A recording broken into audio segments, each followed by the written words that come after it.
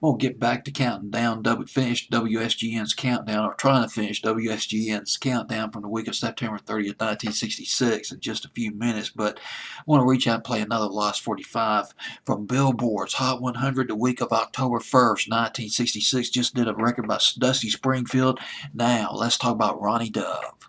Now, when you think of the 60s, you think of the Beatles, you think of the Stones. Most people think of the Beatles, the Stones, the Supremes, Motown. Some might think Herman's Hermits. I really liked Herman's Hermits, Herb Alpert, and the Tijuana Brass, but mostly it's the Beatles, Supremes, the Stones.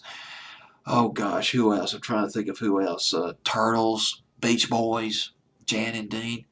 Ronnie Dove. A lot of people forgot about Ronnie Dove. He was very popular in the mid-60s. He never had a top 10 hit, much less a number one. Son of a police officer from Virginia. He was in a band, started out in a band called the Belltones. This was back in the late 50s. They played on the East Coast for about 4 years. They released a song in 1959 called Loverboy. The Belltones did. They also did a cover of Party Doll by Buddy Knox. Eventually, Ronnie Dove, he left the Belltones. He joined Diamond Records. He got on with Diamond Records as a solo artist, and his first hit record was Say You. Just barely cracked the top 40. Very minor hit in 1964. A couple of his biggest hits, Right or Wrong, One Kiss for Old Time's Sake. Remember that? And Cry. I don't know if anybody remembers Ronnie Dove's version of the song Cry. Went to number 18 for him. That came out after the song that I'm going to play for you. And the song that I'm going to play for you, I Really Don't Want to Know. It was covered back in 1954, originally done back in 1954 by Les Paul and Mary Ford. Their version went to number 11. Ronnie Dove's version went to number 22 and dropped down to number 36 the week of October 1st, 1966. And just a few little knickknacks about Ronnie Dove. Had his own TV show in the Baltimore area. Baltimore, Maryland. Pretty popular up there in Baltimore. Had his own TV show back in 1966, 67. It ran for 13 episodes. Diamond folded in 1970, 71. Diamond record label folded. After that, Ronnie Dove was on the Rayco record label. He also joined Decca for a while, signed a deal with Melodyland, had a couple of country hits, I believe, off of that label. Melodyland was a country label, Motown country label.